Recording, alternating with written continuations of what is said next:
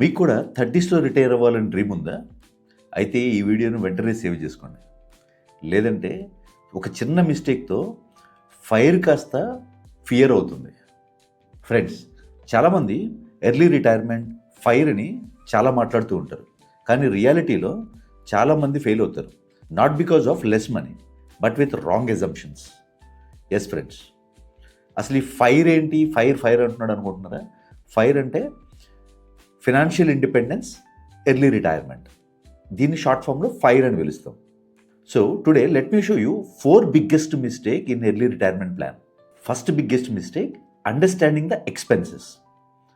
చాలామంది ఇవాళ ఉన్న ఎక్స్పెన్సెస్ని బేస్ చేసుకొని ఫ్యూచర్ ఎక్స్పెన్సెస్ని క్యాలిక్యులేట్ చేసుకొని ఎర్లీ రిటైర్మెంట్ ప్లాన్ చేసుకుంటారు. దానివల్ల లైఫ్లో సడన్గా ఒక సర్టన్ పాయింట్లో ఎక్స్పెన్సెస్ ఇంక్రీజ్ అవ్వచ్చు. ట్రావెల్ ఏదైనా చేయాల్సి ఉంటే ట్రావెల్ ఎక్స్పెన్సెస్ ఇంక్రీజ్ అవ్వచ్చు. లేదంటే మెడికల్, ఆబ్వియస్లీ ఏజ్ పెరిగే కొద్దీ మెడికల్ ఎక్స్పెన్సెస్ ఎక్కువ అవుతూ ఉంటాయి. Second biggest mistake, ignoring inflation. మనం 40స్‌లో రిటైర్ అవ్వాలని ప్లాన్ చేస్తే అక్కడి నుంచి ఒక 40-45 ఇయర్స్ బతకాల్సి ఉంటుంది. ఇన్ఫ్లేషన్ కనుక 6%, 7%లో గ్రో అవుతూ ఉంటే మన ఎక్స్పెన్సెస్ నెక్స్ట్ 10-12 ఇయర్స్లో డబుల్ అయిపోతాయి.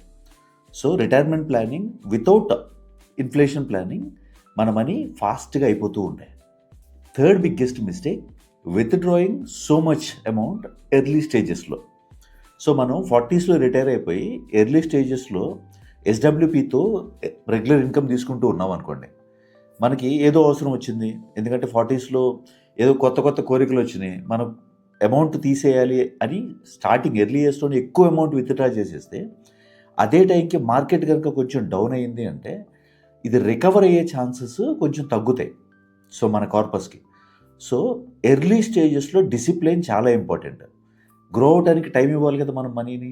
సో ఎర్లీ స్టేజెస్లో discipline withdrawal is very much important. So fourth biggest mistake, no backup plan.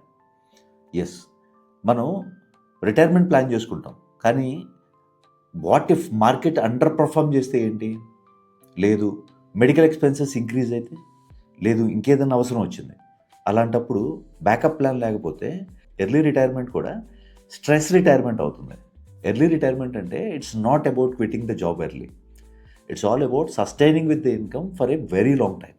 If you like the content, please like, share, subscribe to Financial Dr. Srinivas, your partner in your wealth journey. Thank you.